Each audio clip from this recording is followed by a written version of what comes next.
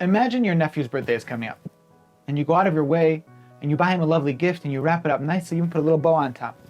You bring it to him, you say, "Hey Johnny, I got you a gift for your birthday." And he runs over and he rips it open, and it's the latest thing that he wanted, and instead of saying thank you, he runs away. And you might feel a little bit disappointed, a little bit annoyed. And now imagine how you'd feel if you did that for your spouse or your best friend.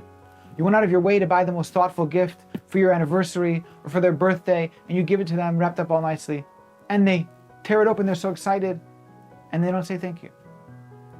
We'd probably feel a little bit more than a little annoyed, maybe even upset. You see, gratitude is something that we are wired to feel and we're wired to give.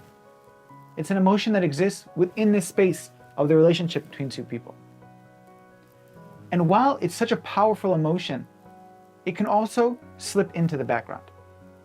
When we see somebody every day, when somebody does nice things for us all the time, then we begin not to say thank you. We begin not to see all of those things because we take them for granted, we expect them to happen. And as a byproduct of that, we cease to show gratitude and feel gratitude. Hashem knows this. And so in the beginning of this sixth parasha, he told us a way around our tendency for gratitude to fade into the background. He says, bring bikurim, the first fruits, bring them to Yerushalayim and offer them to me. But when you offer them, it's not enough just to give them. You also have to say this whole long paragraph. Many of us might recognize it from the Pesach Seder. And in it you describe literally your entire history. From when your forefathers were walking in the desert, all the way through to Har Sinai, and today when you're standing in the land of Israel. And by going through that entire story year after year, it allows you to resurface that gratitude, to take things out of the shelf of taking them for granted and to put them back into the forefront of our minds. And to say, yes, God, I understand that it's you who provides me with all this food and with this wonderful land, and I thank you for it. And every year I get a chance to be reminded of it. We can take a lesson from this for our own relationships as well.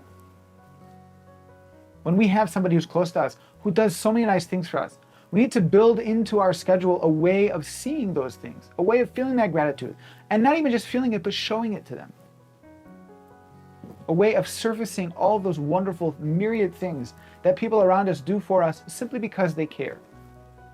When your wife makes your lunch, or your husband brings flowers, or your children pick up their toys, these things that we take for granted, but are so important. When your coworker makes you coffee, instead of expecting the world to give to us, having an attitude of gratitude allows us to see the world as a blessing each and every day. Everything we have is wonderful because we don't expect it to happen. We say thank you. We recognize that when somebody gives something to us, they're giving of themselves. And so what we can learn from this week's parasha is the ability to see our blessings by giving gratitude. Shabbat shalom.